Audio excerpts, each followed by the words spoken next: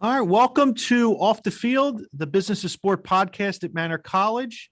The purpose of these sessions is to educate and inspire students that are looking to enter into the world of sports.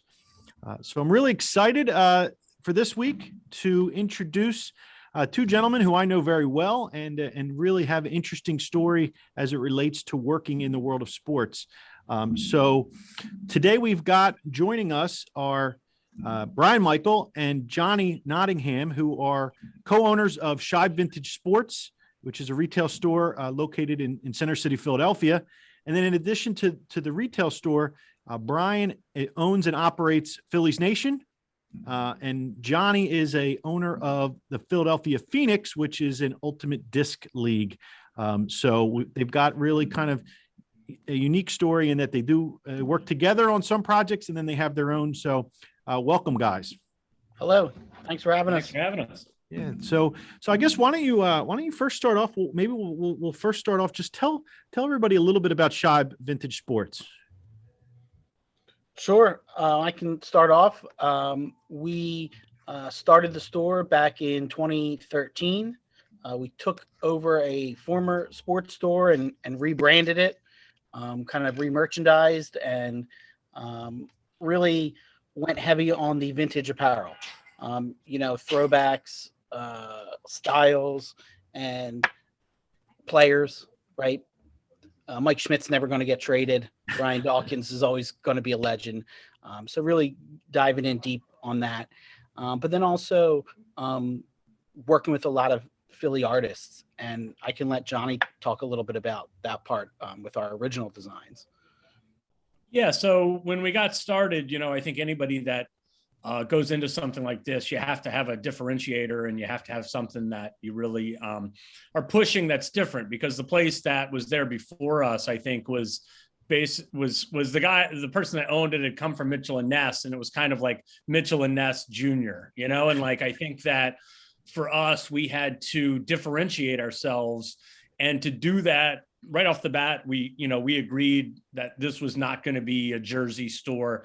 Mitchell and Ness already does such a great job with that. And they're the kings of that. Like, there was no way we could do this for 100 years. We were never going to be better than Mitchell and Ness at jerseys. But Mitchell and Ness didn't at the time do a lot with t-shirts. They were super jersey centric. And so we kind of saw an opening there, and we saw the opening also from, you could kind of either get that super expensive jersey for $300, or you could get the crappy $10 t-shirt at Target that was going to wash out on the first wash. So that was kind of where the market was. And I think for us, it was, hey, let's fill something in the middle. That's not the luxury item on the one end, but that isn't cheap and lame on the other end. And yeah. And the first thing we thought of was let's recruit some local artists to help us kind of achieve this vision.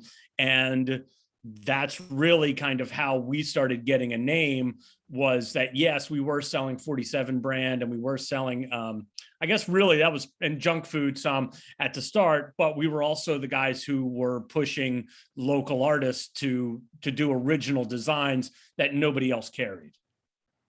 Okay. So how did you and Brian come together, and how did you sort of build this business from the ground up, and what was sort of, when you first started, what was sort of your initial goals? I think the Brian and I had met briefly when he was with Phillies Nation. We had done a pretty wild project together, which was the 1929 A's against the 2008 Phillies. We had done a few years before, and we had really enjoyed putting it together. And so Brian was really the lead on it. He was the guy that was in touch with the previous owner, I believe, and Brian, correct me if I'm wrong, but I believe Brian kind of started by doing the digital sales for that guy, but essentially setting up his website and getting that stuff all created. And then after a while, the guy that owned it was like, hey, are you interested in buying the whole thing? And Brian was like, yeah. And I think Brian knew right off the bat that he wanted it to be vintage to differentiate it from what a lot of other folks were doing. And he knew I, at the time, ran a website called phillysportshistory.com. So I was clearly pretty interested in vintage. And so I think that's kind of how it came together. Okay. So you started out having sort of just, I guess, a passion for history of sports, and combined sort of Brian's sort of, experience, I guess, on the digital side. Right. And that's sort of where Shibe sort of started out, I guess. Yeah, I mean, Brian has a lot of interest in sports history too. He just helped write that book about the history of the Philadelphia Eagles. Sure. But yeah, I think that that's sort of the way that it got more or less started, and has really kind of run. And I think part of the reason it runs successfully is that a lot of the stuff that Brian does really well is stuff that I couldn't have gotten it off the ground by myself, because a lot of the stuff that Brian's able to do, I just don't have that skill set. And I do think I was able to bring some kind of energy to the project. And I knew a lot of local artists. I knew a guy who was just getting off the ground as a screen printer. And so we were able to kind of utilize some of that stuff too. So it was a nice coming together of two different styles. And then the Eagles won the Super Bowl. Yes, oh, sure. Yes, and then and we were floundering along for years. Yeah, we opened with the worst time. All the teams were terrible. Basically, no one was even making the playoffs. The Phils were terrible. This was the beginning of the process years for Sixers, and Chip Kelly blew up in our faces. So that's when we started. We survived for a couple of years, and then the Eagles won the Super Bowl. So that was really a big kind of boost to the business. It allowed us to hire full-time employees, which we still have with us today. So that was a big thing for the city, for us, for everyone. And it was a lot of work. It was like having two holidays back-to-back seasons, good and bad. But it was a lot of fun, and being one block off of Broad Street, we couldn't have been in a better spot for leading up to the game, the parade, everything. So it was a lot of fun those couple months. Okay, so let's try to figure this out. So your business really took off, let's say 2017 with that Eagles run. But so Brian, you started Phillies Nation when? Before the Phillies won the World Series, right? Yes, that was 2004. I was living down in DC before the Nationals were there. So it was really hard to get baseball news on the Phillies, which I'm a big Phillies fan, stuck in this kind of desert of DC. So I started the site, for selfish reasons, just to have news and updates, and kind of grew from there. I always had a background in digital marketing and websites. Like Johnny said, that kind of led to Shibe and getting involved with the previous store. So that part was interesting. I was doing all the writing myself. We started doing some road trips. We really started to blow up on social media. And then we, started getting more writers and editors, and really kind of focusing on the journalism side of things, not just the fun fan aspects of it. So it's grown, it's 17 or so years old now. We have a great team of writers. They're down in the press box for all the games and on road trips. And, obviously we have a big social media and fan presence, and that works hand in hand with Shibe, of course, right? We have Phillies merchandise that we sell, and Phillies fans, love the team. And during the summer, that's all anyone's talking about. So, they work well together, and I enjoy both parts of it, the media side and the retail side. Yeah. So, I think all of the different things that both of you are involved with really complement each other in a lot of ways. So Johnny, tell us a little bit about the Philadelphia Phoenix, because probably not too many people have heard of it, but I know it's a professional league. It's been around for quite some time. And what is it, and how'd you get involved with it? So I got involved with it basically through Shibe. The Philadelphia Phoenix are part of a league called the AUDL, which is the American Ultimate Disc League. They can't call it Ultimate Frisbee for trademark reasons. And so I had actually reached out to them. I had only found out about them maybe a year ago, even though they've been around since I want to say 2013, 2014. But I had reached out to them, and I had said, hey, why don't we talk about maybe doing a shirt together, just to do something a little different, a little quirky. I knew their season was starting in summer, and that's when we're typically a little bit slow because really the only thing happening is Phillies. So it's like, all right, well, maybe we'll do a t-shirt or something. So I reached out to them, and it turned out that the woman that is the primary owner of the team knew about me from Quizzo, and she said, hey, let's have a discussion about some kind of larger ideas. And said sure. And yeah, next thing you know, she had wrote me into becoming an investor, and here we are. I'm desperately trying to learn as much as humanly possible. I got on board, I guess, back in May, and the season started in June, so it was a true trial by fire, in much the same way that Shibe was. Brian and I both had pretty limited retail experience, and all of a sudden we're running a retail store. So I think sometimes you just kind of have to dive in and make your mistakes along the way as you learn what exactly it is you're doing. But if you have an opportunity to do something really fun and unique, I think it's worth giving it a shot. And that was kind of my thought process, both with the Shibe thing and also with the Phoenix thing. Yeah. Okay. So when does the Phoenix season start? It starts coming up in the summer. Is that usually when it is? So everything obviously got thrown off by COVID. They actually had taken 2020 off. The woman, Christina Chung, who runs the team, she took over in 2019, and she's a force. I mean, she's just a really remarkable person and a great owner. But she took over. She had all these ideas. They play one season, and the whole thing got wiped out by COVID in 2020. And in 2021, they push it back. So it started in June. But next year, it's going to go back to its more natural schedule, which is going to be the season will start end of April. Start end of April, run through the end of August. And how do you monetize the team? Is it ticket sales? Is it sponsorships? What's sort of the driving force there for that league?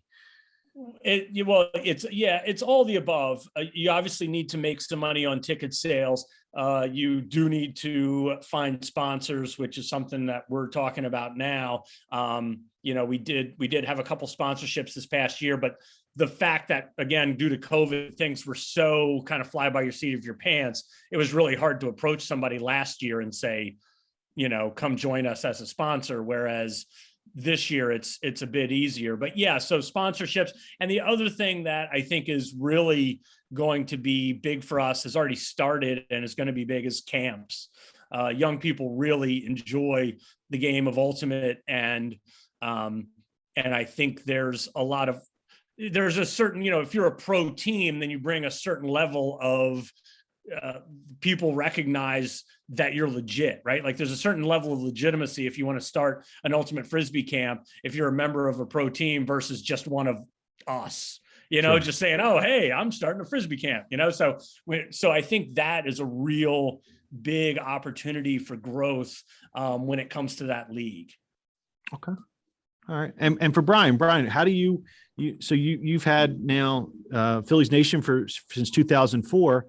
How are you monetizing that? Is it all sponsorships? Is there events? I mean, what's the sort of business model with the site? Sure. It's mostly sponsorships, advertising on the website, advertising on social media, emails. We have, networks like Google and things like that, as well as our own sponsorships that, I go out and sell and try to build relationships around. So that's the main part, advertising. We'll do events once in a while, but not as much as we used to. The road trips are a little more difficult to do. So we kind of let some of the local sports groups do them, and we work out a deal with them. So we have a lot of partnerships that we've grown over the years. But advertising is the big one, especially on the website. So a lot of it has to do with, building traffic and getting people to the site, especially during the busy times like the trade deadline at the end of July, and coming up the winter meetings in December. So we might have someone go out to San Diego to cover the winter meetings, see if the Phillies make some moves here in the off season. Okay. So for the Shibe or the Phillies Nation business, how important is the Philly teams winning to your business? It definitely helps. That's for sure. The Eagles are by far the biggest seller, and it kind of goes hand in hand with the holiday season too.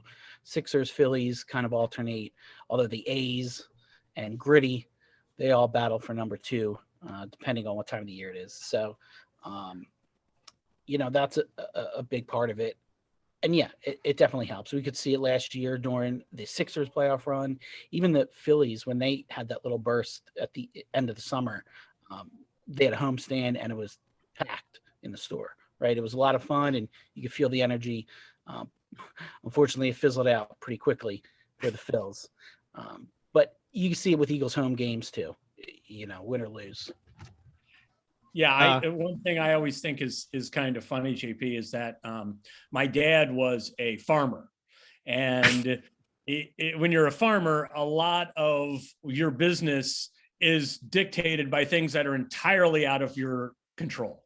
If you don't get rain for a month, you are, that's not something you have any control over, but it's something that you have to operate your business around. So it's funny in a way to be in a sports t-shirt business where these things are out of my control. Unfortunately, I can't tell the Phillies which free agents to pick up. So it's not up to me if the Eagles fire Doug Peterson. So it's funny because, yes, these are things that are out of our control, and the business really changes week to week according to these things. So if the Eagles right now were 6-0, Brian and I would be running a different business than we're running with the Eagles being 2-4. We'd have very different messaging that we'd be putting out, whether it's on socials or whether it's in our emails or what have you. So it is part of the really interesting part of the business, and it's part of the fun part of the business too, although obviously it's a lot more fun when the teams are winning.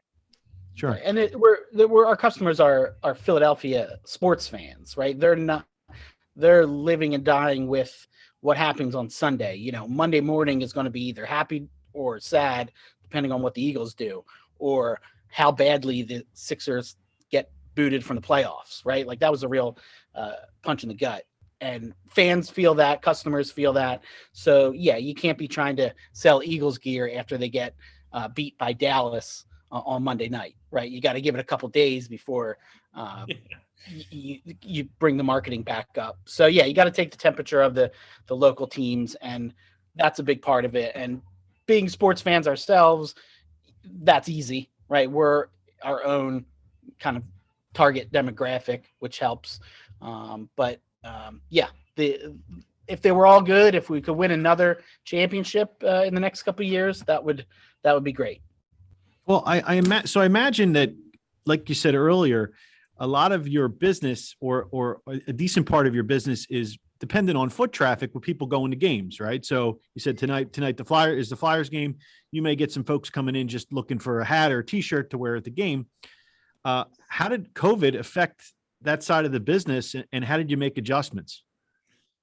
Well, clearly COVID had a massive impact on our business. I think it had a massive impact on just about everybody's business, but especially when you have to literally close and lock your doors. I mean, that's something no businesses can say they're prepared for. So it was, it was definitely a bit of a scramble, but I am proud of the fact that I think the first thing that we did when we sat down after it was over was not, oh, this is terrible, there's no options. It was, okay, this is a wrinkle that we didn't anticipate, but we need to navigate this, and we need to navigate this in a place from community. I mean, really the first thing that we did when that happened about a month before Jackie Robinson Day. And we always try to make a big deal out of Jackie Robinson Day, because we do have a close partnership with the Anderson Monarchs, the baseball program in South Philly. And so that was a big part of our first discussion was, we're a store that's part of the sports community. The sports community is in disarray. How can we give back to the sports community? And again, like we've always been so the first thing we did was reach out to the Monarchs and say, what do you guys need? And so I think that when you look at an obstacle like that in that way, I do think that people appreciate that. And because, I mean, we are a part of the Philly sports community. I mean, we have people that come in and don't even buy stuff. They just want to come in and talk about last night's game, you know? Sure. So it's a thing where I think if it really sort of brought to the forefront that we weren't just a store that sold t-shirts. And I think some of the stores that just sold t-shirts had a much tougher time than we did, because they didn't already have that community aspect of the business. And I think that when COVID hit, that's kind of what we reached back into, was how can this be, you know, the whole community's hurting, the whole sports community is hurting right now. What can we try to do that's somewhat positive in a really rough patch like this? And then the other thing was, on a more practical level, was just like, we got to switch gears and become an online business. And so that was the next part of the discussion, was, okay, what does that look like? And Brian and I, you know, just sat down and our manager, Darren, and said, okay, what does an online Shibe Sports look like? And we didn't have a ton of time. And fortunately, I think Brian had built an already really solid infrastructure for us, that it was easier to make that move. And it was more about, you know, let's just make that the front of the business instead of sort of the back end of the business. Yeah. So there are probably some folks that are on here tonight or going to be listening at a later time that don't know that we work together very closely. So you've got sort of this t-shirt business that focuses on vintage sports, and I have a complementary business. So my business focuses on vintage clothing. So actual real clothing that is 20, 30 years old, and then collectibles. And so we work together where I carry some of your products in my store and vice versa, where some of the memorabilia items and vintage items you guys actually, and we worked on actually some pretty cool projects in the past together. So yeah, I kind of can relate to your feedback in terms of how COVID affected. And I remember when COVID first hit, I said, oh my God, there's no sports going on. We're going to get crushed. Because at that time, when it first hit, games got canceled, leagues got canceled. And I thought to myself, man, I am going to have the worst 2020 of all time. The actual opposite happened with me. So we actually probably had one of our best years during 2020, because we started out as an online business that just happens to have a retail store. And so I don't depend on foot traffic in my stores in Bristol, PA. So my model is a little bit, it almost is reversed to yours, in that my primary business is the online piece. The retail store is complementary, whereas you kind of now looks like, and now kind of you're shifting so that you now have a bigger online presence, right? Yeah. Yep. I would say so. And yeah, last year definitely wasn't our best year, but I do think the online store helped us weather the shutdown, certainly. And the customers, you know, and like Johnny was saying, we're doing a lot of promotions and local things that got people engaged, because they weren't doing anything else either. So, you know, it was fun and a good kind of trip down memory lane for some of our sports history stuff. Yeah. So how do you come up with the ideas? I you know, again, I'm a big fan of the shirts that you produce, and obviously I've, you know, wear them all the time. And so how did you come up with, who comes up with the ideas, and how do you know, like, how do you measure whether one's a success or not? Like, how does that process work? I think that, yeah, I mean, I think, you know, Brian and I kick ideas around kind of all the time, and think about things that will work, and think about, you know, and I'm a bit more of a crazy idea guy, and Brian's a bit more of a pragmatist. So, you know, we kind of, you know, he lets me have my occasional crazy whimsical shirt, but for the most part, we try to keep it. Once the both of us agree on something, it's probably going to be pretty good, because we do have different views in terms of what we like to a certain extent. Although I'd say that 85% of it's both of us are on the same page. We both like the vintage look. We both like Kelly Green when it comes to the Eagles. We both like kind of larger logos on the shirts. So a lot of stuff like that is we're kind of in lockstep right off the bat. And I think that makes it a lot easier, because most of what we show the other guy is going to like. And then once both of us are on board, we send it in. And so then that process is more or less me talking to, we at this point have pretty much two local artists we work with. One guy, Kenny Thomas, who's in Philly, and then another guy, Scott Ciano, who's in South Jersey. And we will kick the ideas over to them. Now, sometimes Kenny and I will just spitball stuff. And Kenny is prolific. I mean, the guy churns out, if you look at his Instagram, and you should, because it's spectacular. It's at Tomcat23. Yeah, I follow him. Yeah. Yeah. And he is, I mean, he's a maniac. I mean, the guy's just drawing constantly. And so it's awesome because he and I can have an idea, and he's also very good at taking feedback. Like he's, you know, because a lot of times I have to say, oh, the lettering needs to be bigger, or that color needs to be different. And artists aren't always the easiest people to work with, because when they create a work of art, that's a work of art, right? Like it's not just, oh, sure, but Kenny, more blue. Yeah, right. And they're like, what does this guy know? What does this schmuck who couldn't draw a stick figure know about art? But I think I think Brian and I both have our vision of what we want something to look like. And sometimes that's going to take 5 or 6 revisions. And fortunately, with Kenny, we've got somebody who's willing to go through those, and who's also willing to, we might try something and say, I don't think that, we just can't get to it. And Kenny's okay, because he just loves to draw, and he knows that the next one will work. So right. That's a pretty awesome relationship that we have. And it allows us to get creative, because it's not going to be held against us. If we throw something his way and then it never ends up happening, he's not going to be angry about it. He's just going to move to the next project. Yeah. And I imagine that artists aren't worried about production costs and the silk screening process. And I imagine that they're looking at a finished product, but don't really take into consideration actually the business side of it, that you've got to be profitable per unit. And yeah. And one good example of that is just kind of nowadays with a lot of these supply chain issues, it's hard to get some of our shirt styles. Right. So if we have a design from an artist that's meant to be on, a royal blue shirt, and we can't get royal blue shirts now, we got to figure something else out. Do we tweak the design? Do we look for a different style shirt?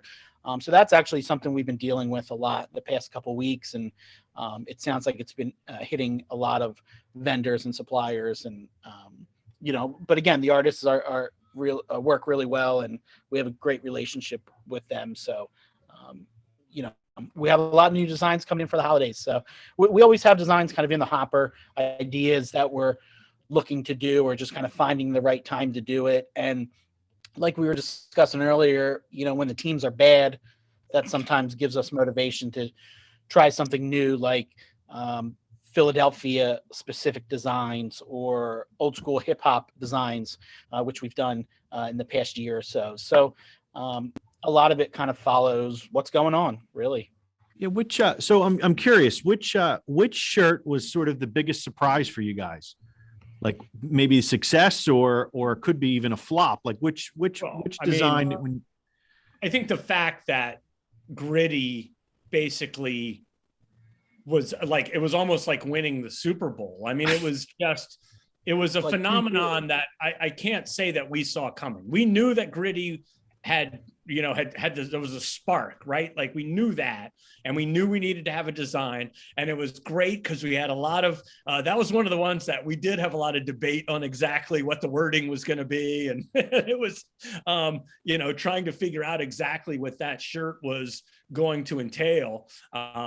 And so that was a thing where I think we thought it would be a popular shirt. I don't think we understood that it was going to be a phenomenon that then became like a part of a movement for like like leftist organizations. Like Gritty became like this massive massive cultural phenomenon that we did not see coming. And we, for a year there, could barely keep the shirts in stock because they were flying out as soon as they came in. Yeah, gritty is definitely like a Philadelphia phenomenon, right? When you think about, they release it and everybody says, "What is this thing?" It was so off the wall and different and just kind of looked crazy. And you're like, "What is this?" And then we were bashing it in typical Philadelphia fashion. It was like, we as Philadelphians, we can bash gritty, but then once the national media started making fun of us,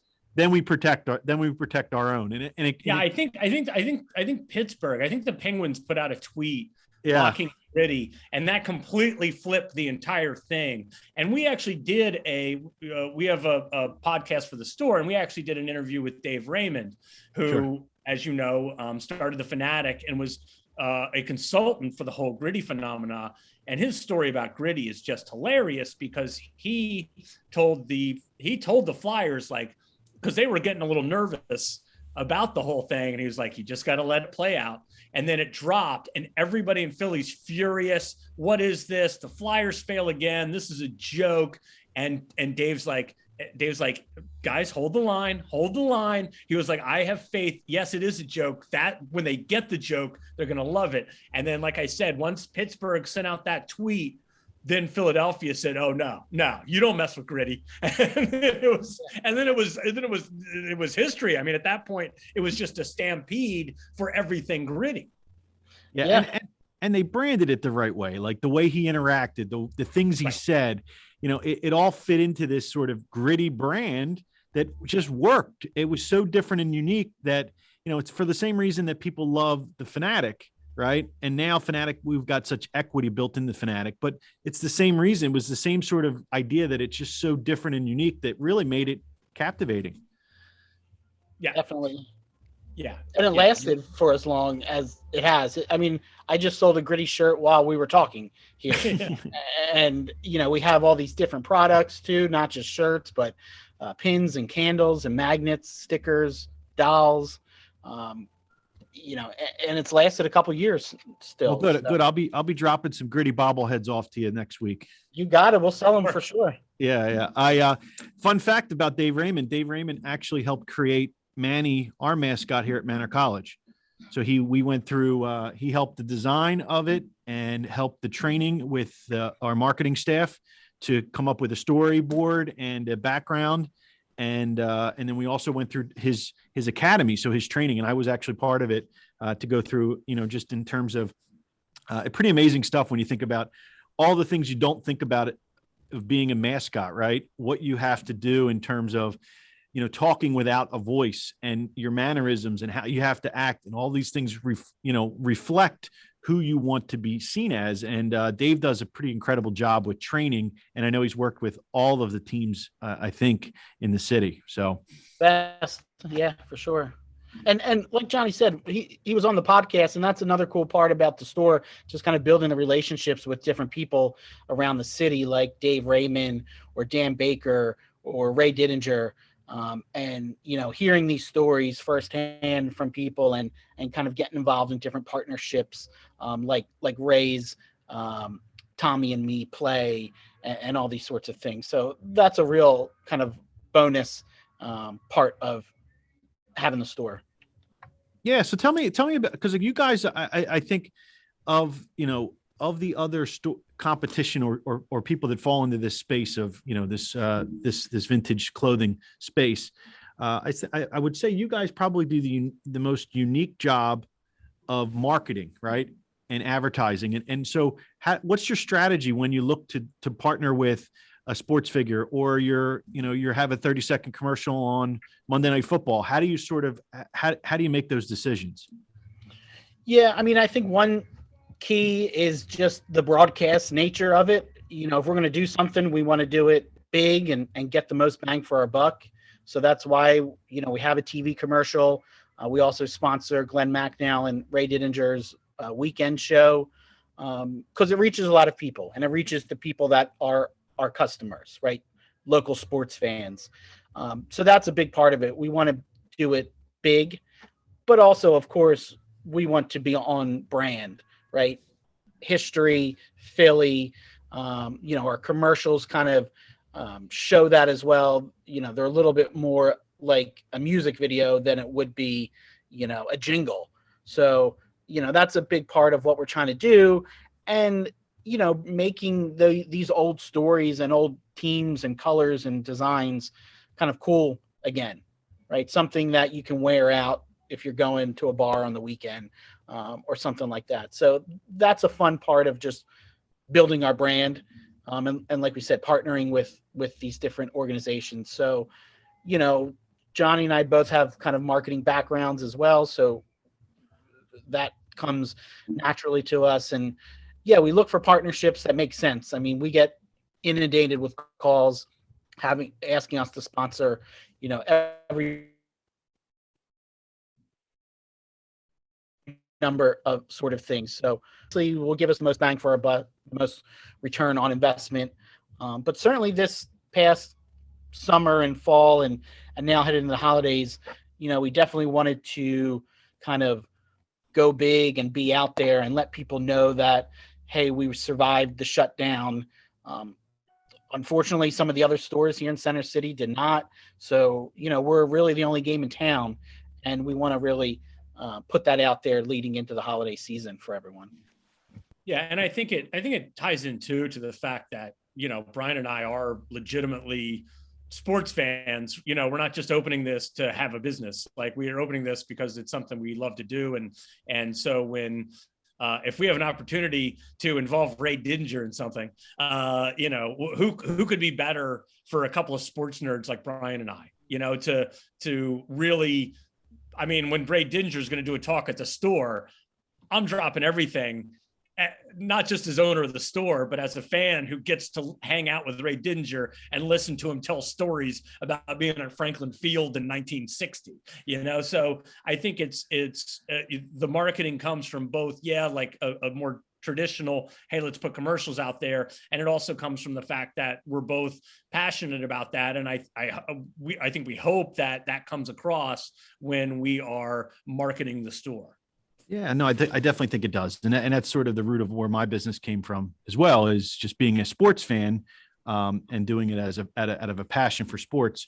So let me ask you, so what's now that we're sort of getting out of COVID and hopefully getting back to sort of some normal life, what's your typical day like? I see that Brian's at the store, so we know that, there's no sort of 9 to 5, right? So what's the typical day like for you guys? Well, Johnny was here earlier in the day. He had the opening shift, and I have the closing shift. So that's always part of it. We do have other employees, certainly, so we're not here all the time. But it could be any number of things. A lot of it, at least for me, surrounds the marketing side. I always feel like there's something more, social media post and email, something that we could be doing.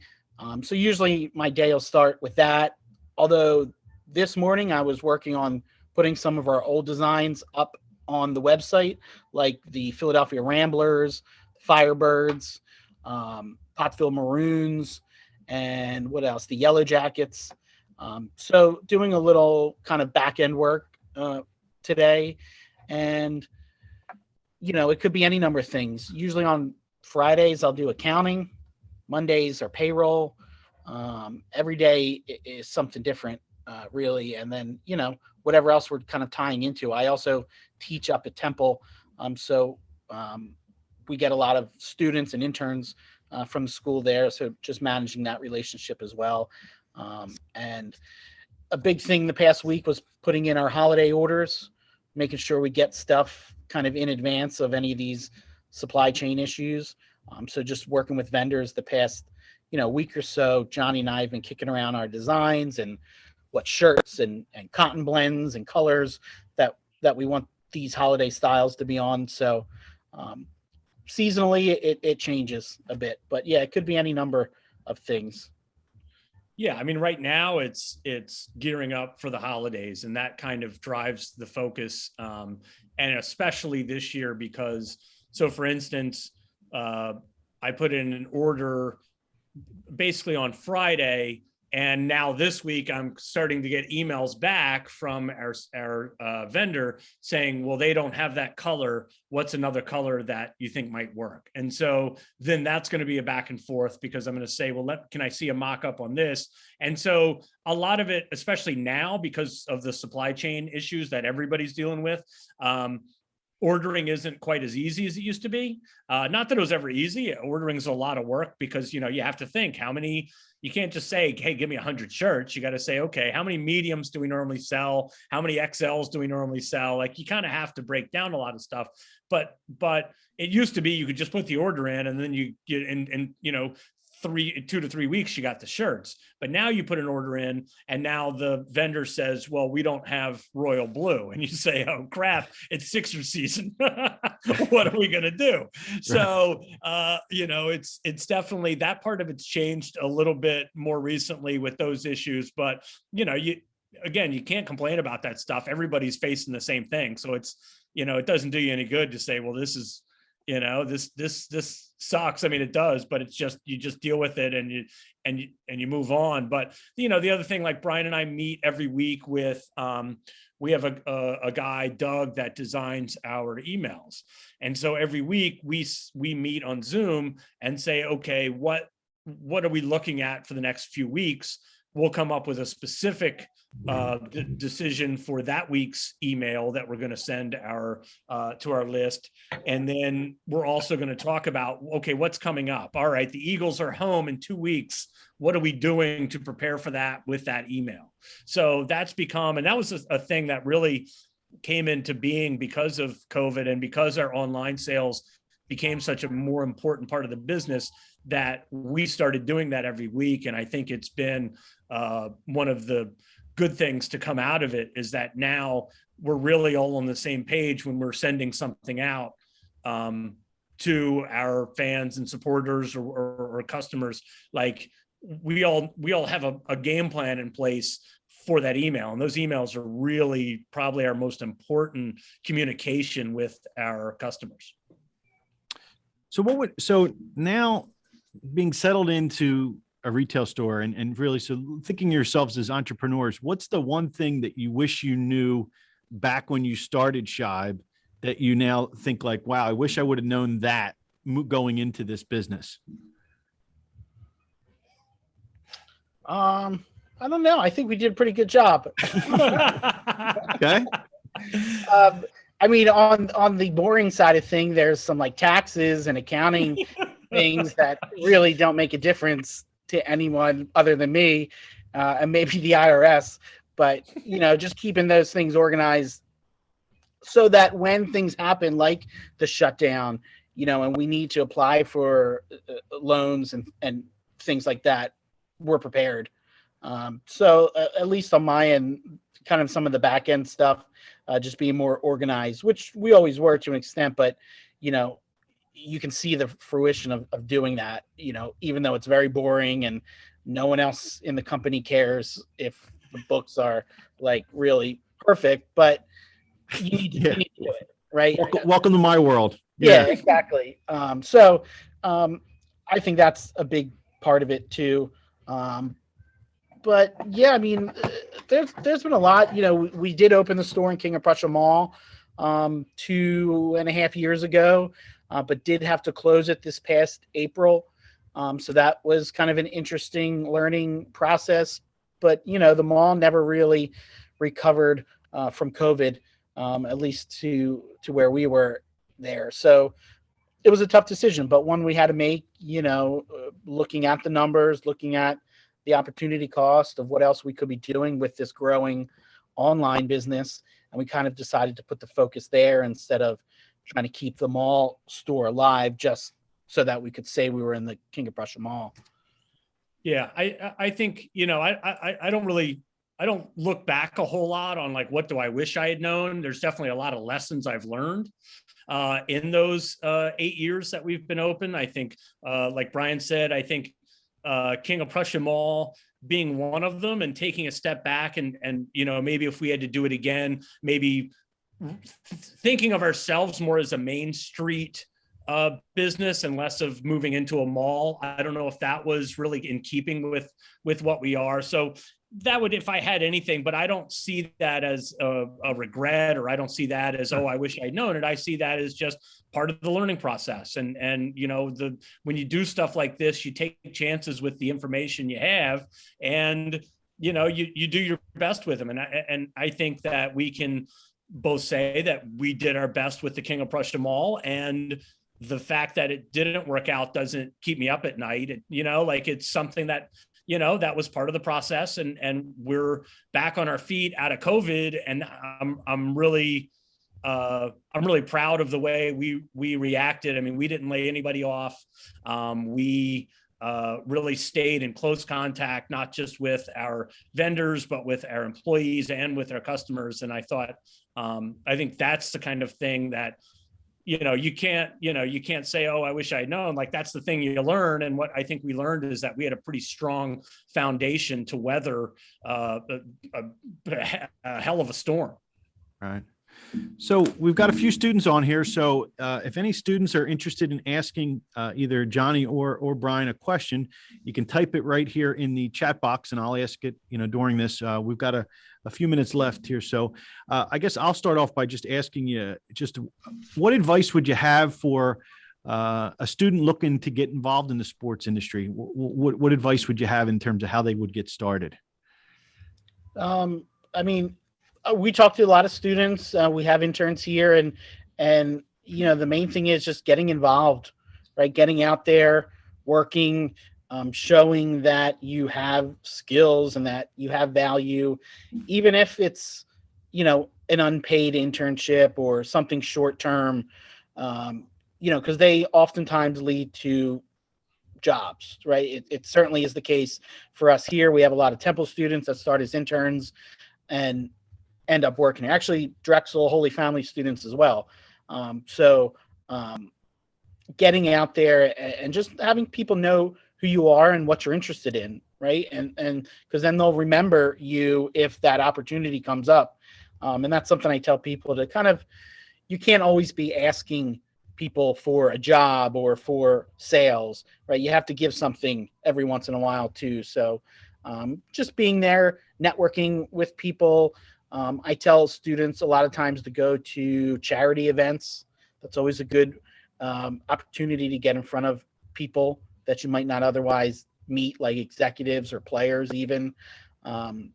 So that's mainly it for me, just being out there, whether working, interning, whatever it is, having your own website or blog or side business or eBay account.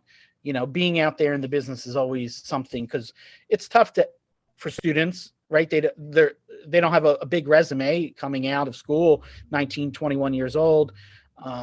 But having your own thing is a good way to show that you're motivated, you've been learning skills, and maybe you can apply that to some sort of job that you're interested in.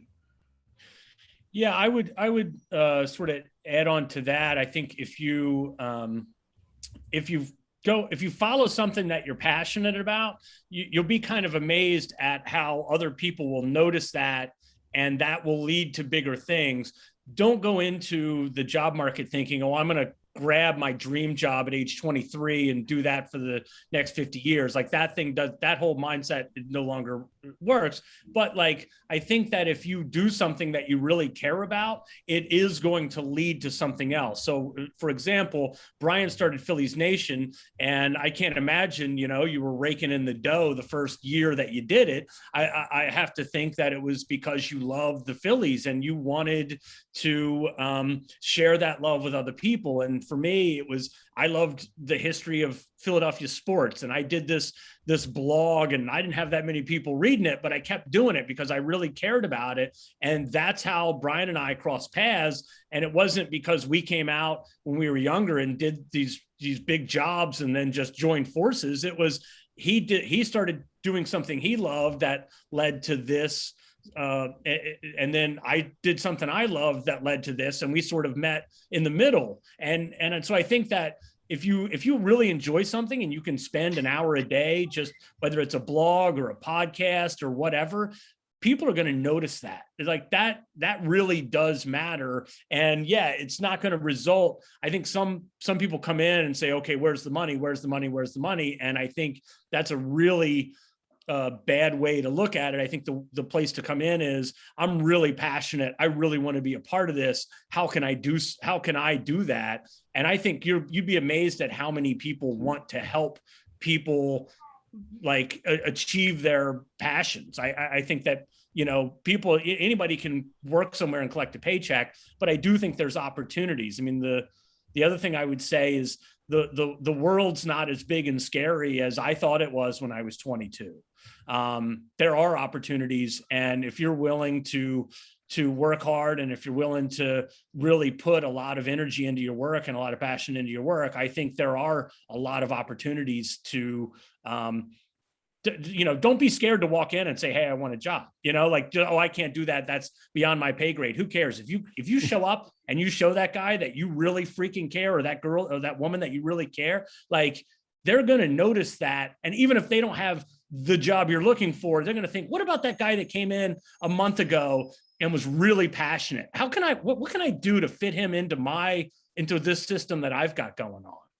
Yeah, I always tell the students, the more people you meet, the more people you're going to meet. And so, I think even just the way that the three of us have become friends is sort of unique to Philly, in that we really didn't know each other, even though Brian and I went to the same high school. Brian was a freshman when I was a senior. And so, and Johnny, I knew of Johnny and probably participated in Quizzo, but we really didn't know each other until we crossed paths. And we crossed paths just by having a love for sports, and then sort of realizing that, wait a minute, here's a guy that's like us, that's doing something similar, that we could actually look at helping each other. And so I think I agree with you guys wholeheartedly, and I would say too, JP, is find that niche now more than ever. Don't just say, hey, I'm going to go into sports. Find that corner of the sports world, and really hone in on that, and find like-minded people. Because I think that is, like, you found your niche where you're the guy that people go to if they want that throwback bobblehead. And we found our niche of where people go to if they want to find that sort of faded vintage look t-shirt. Don't just go in and just try to sell all the shirts to all the people. Yeah. Find your little piece of the pie and work your way into it. I always tell people, I never wanted to get in the bobbleheads. That in fact, it's the geekiest thing I've ever done in my entire life. And not true. No, it's 100% true. So when I opened up our retail store, we opened up with just the idea of just doing vintage clothing, and more customers were coming in and asking for bobbleheads. And it was right around that time, right when the Phillies were good, and people were really active in the Phillies as a professional team. And so we started realizing very quickly, wait a minute, people are coming in asking for these things. There's a community of bobbleheads. And so, like, we do bobblehead programming at our store, and we probably now have the largest selection of bobbleheads in the tri-state area. And so now people come out of, I've had people come hours away just to come in, just to see the collection and to pick things up that they don't have. And again, never thought that was going to be part of my business. It's one of the things I love is being an entrepreneur, is that I can pivot and adjust and have control over that. And so, no, it's a great idea. Looks like Brian's helping a customer out, huh? Yeah. All right. So any other questions? Guys, I know we're butted up against it. So any questions from any of the students on the panel here or on the call? Okay. All right. Well, thank you guys so much. I really enjoyed this session. Johnny, thank you. Brian, thank you, Brian. I can't see you, but there he is. Thank you, Brian. Thank you, guys. I do appreciate it, and best of luck with everything with this upcoming holiday season. And I'll talk soon. All right. Thanks See ya. a lot, JP. It was a lot of fun. All right. Appreciate it.